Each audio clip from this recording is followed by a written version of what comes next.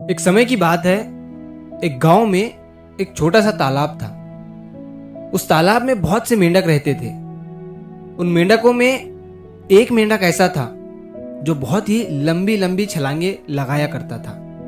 मतलब कि जो नॉर्मल मेंढक कूदते हैं, जंप करते हैं, उस मेंढक की कूदने की क्षमता उससे कई ज्यादा थी।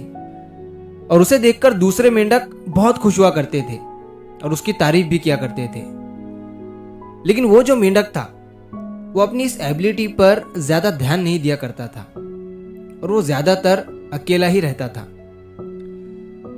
तो एक दिन क्या होता है कि वो मेंढक ऐसे ही तालाब के किनारे पर बैठा हुआ था, तो उसे कुछ हंस दिखाई देती है जो कि सर से लेके पैर तक सफेद थी और वो बहुत ही खूबसूरत नजर आ रही थी। वो हंस पानी पर चल रही थी, उड़ रही थी। तो वो मेंढक ये सब देख रहा था। अब क्या होता है कि वो मेंढक उन हंस की तरह बनना चाहता था, तो वो रोज उन्हें देखता है, उनकी तरह ही दो पैर पर चलने की कोशिश करता है और उसकी जो टर टर वाली आवाज थी वो उसे बदलने की कोशिश करता है। लेकिन वो ये भूल रहा था कि वो एक मेंढक है। वो कितनी भी कोशिश कर ले, आखिर में वो हंस कभी नहीं बन सकता है।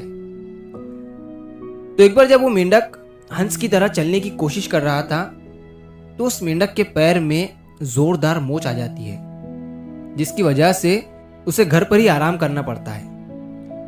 अब कुछ दिन गुजरने के बाद वो मेंढक ठीक हो जाता है। और अब जब वो मेंढक तालाब के किनारे बैठा हुआ होता है, तो वो एक बंदर को देखता है। वो देखता है कि वो बंदर एक पेड़ से दूसरे पेड़ पर लंबी लंबी छलांगे लगा रहा है। जब वो मेंढक उस बंदर को देखता है तो वो बड़ा खुश हो जाता है। तो अब वो मेंढक सोचता है कि छलांग लगाने में तो मैं भी माहिर हूं, तो क्यों ना मैं भी एक बार पेड़ के ऊपर चढ़कर इस बंदर की तरह छलांग लगाता हूं। तो वो मेंढक सब कुछ छोड़ छाड़ कर एक पेड़ के ऊपर चढ़ जाता है और वो भी बंदर की तरह पेड़ पर छलांग लगाने का सोचता है। और वो जैसे ही छलांग लगाता है तो वो उस पेड़ से नीचे गिर जाता है। तभी वो देखता है कि एक छोटा सा मेंढक उसे देखकर उसकी तरह ही पानी में छलांग लगा रहा था। जब वो उस छोटे मेंढक से पूछता है कि तुम मुझे देखकर ये क्या कर रहे हो, तो छोटा मेंढक इस बड़े मेंढक से कहता है